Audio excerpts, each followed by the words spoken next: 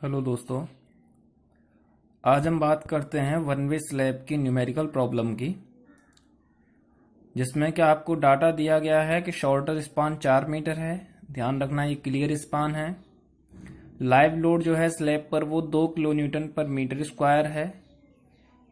Concrete M20 grade का है, Fe415 का स्टील है। इसको वन वे स्लैब डिजाइन करना है।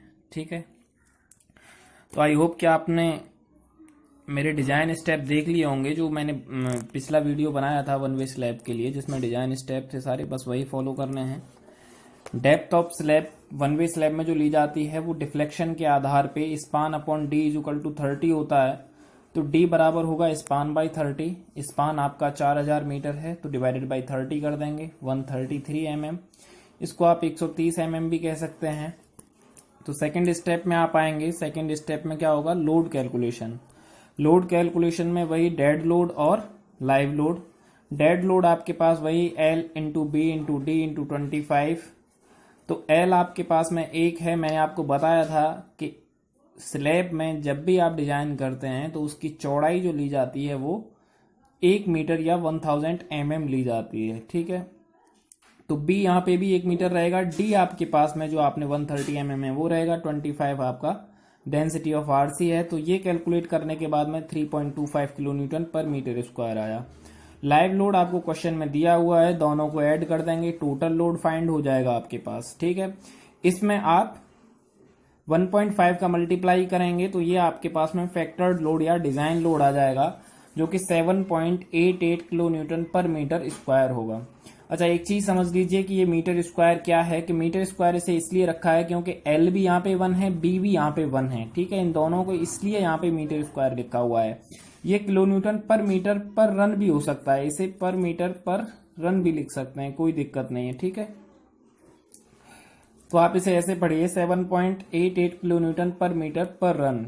ठीक है, उसके बाद में फैक्टर्ड मूवमेंट की बात करते हैं। तो वही फैक्टर्ड मूवमेंट है WL²/8। अब यहाँ पे L जो है वो इफेक्टिव लेंथ लेनी होती है। तो आपके पास में ये जो था, आपके पास क्लियर स्पान था 4 मीटर, तो इफेक्टिव लेंथ के लिए आप क्या करते हैं, या तो L प्लस डी कर देते हैं या L plus half support plus half support कर देते हैं। अब यहाँ पे आपके पास सपोर्ट है नहीं तो यहाँ पे आप L प्लस डी कर दीजिए। तो यानी कि 4 मीटर प्लस डी जो आपको दिया हुआ है 0.130 से ऐड कर देंगे तो ये 4.13 मीटर हो जाएगा। WL²/8 आप कैलकुलेट कर लेना, ये क्या हो जाएगा आपके पास में 16.8 किलो न्यूटन मीटर। ये आपके पास मूवमेंट आ गया जो कि लोड की वजह से आपकी स्लैब पर आ रहा है। ठीक है, उसके बाद में आपको वही MR कैलकुलेट करना है। MR कैलकुलेट करने के लिए वही फॉर्मूला है जो कि आपके बीम के लिए फॉर्मूला होता था, 0.36 FC के B XU max D minus 0.42 XU max। ठीक है, XU max वही फॉर्मूला है आप जो पहले बीम के लिए आपने निकाला है, 700D/1100 प्लस 0.87 FY, उसी से आप 0.48D निकाल सकते हैं।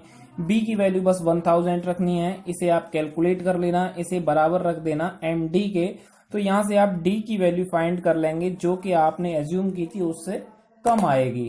ठीक है, लेकिन पिछली बार मैंने आपको बताया था कि जो डेप्थ ली जाती है वो कम से कम डेप्थ जो होती है वो 90 mm होती है। ठीक है, तो आपकी ये जो डेप्थ है ये 90 mm से भी कम आ रही है, इसलिए आपको जो डेप्थ रखनी है वो 130 mm रखनी है। ठीक है, ऐसा वो नहीं है कि आपको, अब जो मैंने पहले आपको बीम में बताया था कि जो कैलकुलेशन के बाद आएगा वही आएगा, लेकिन यहाँ पे आपको जो डेप्थ रखनी है वो 130 mm रखनी है, क्योंकि इसको अगर आप करेंगे तो फिर से नहीं रीडिजाइन करना पड़ेगा, क्योंकि स्लैब की जो थिकनेस है वो बहुत कम आ रही है 78 mm।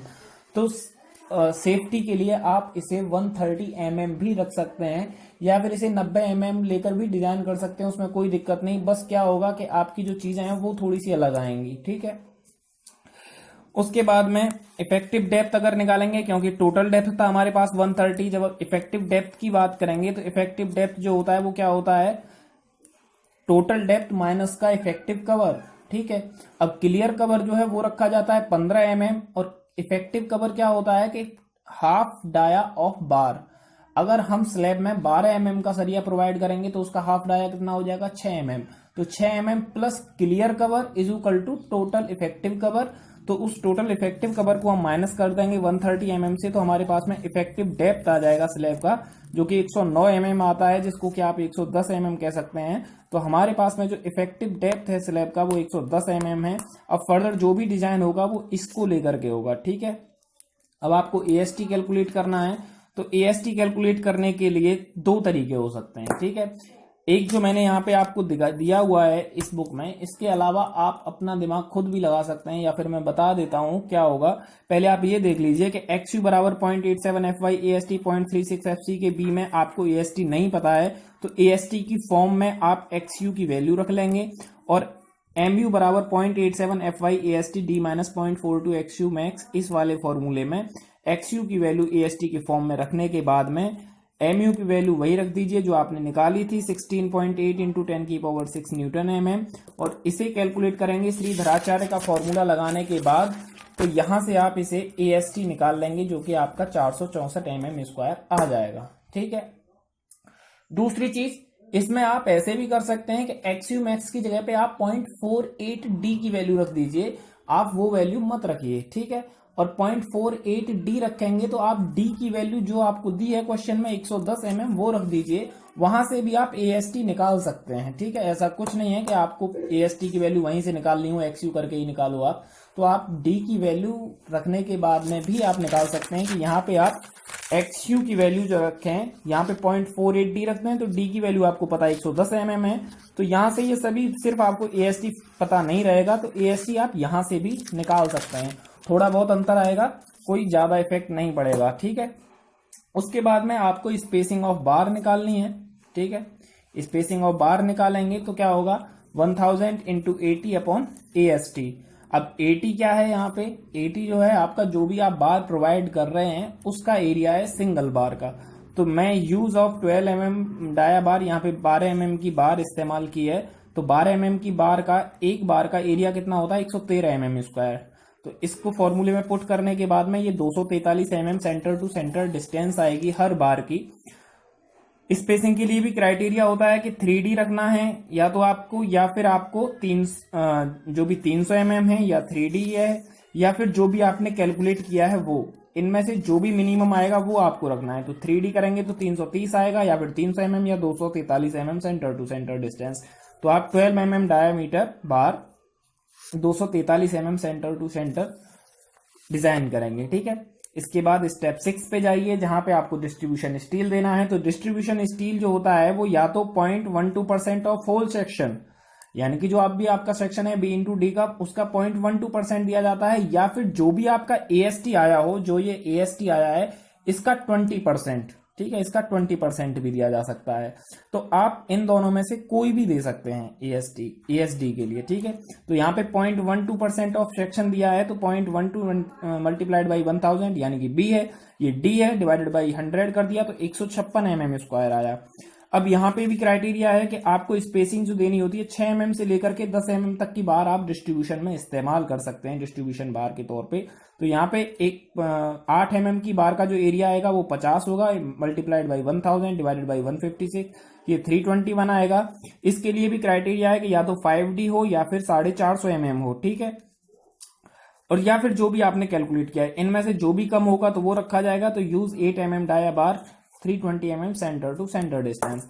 इसके बाद में अगला स्टेप होता है आपके पास में चेक फॉर शियर। तो या तो आप उस चेक फॉर शियर को जैसे आप बीम में करते हैं उस तरीके से कर सकते हैं, या फिर चेक फॉर शियर लिखने के बाद आप ये भी लिख सकते हैं कि जो स्लैब होती है आपकी वो शियर में सेफ होती है, फेल नहीं होती, ठीक है। ये कोड भी कहता है, ये 456 भी कहता है कि स्लैब जो होती है वो 99% शियर में सेफ होती है। तो आप वो भी लिख करके छोड़ सकते हैं, उसे करने की जरूरत भी नहीं है। अगर आपके पास टाइम कम है, डिजाइन आप कर रहे हैं, आप बीम का डिजाइन किया है और सब कुछ डिजाइन आप करते हैं और वहां पे आपके पास टाइम नहीं बचता है, तो आप इतना लिख के छोड़ सकते हैं कि slab will be safe in shear. उसके बाद में आप डायग्राम बना देना, ये क्वेश्चन आपका कंप्लीट हो जाएगा। ओके।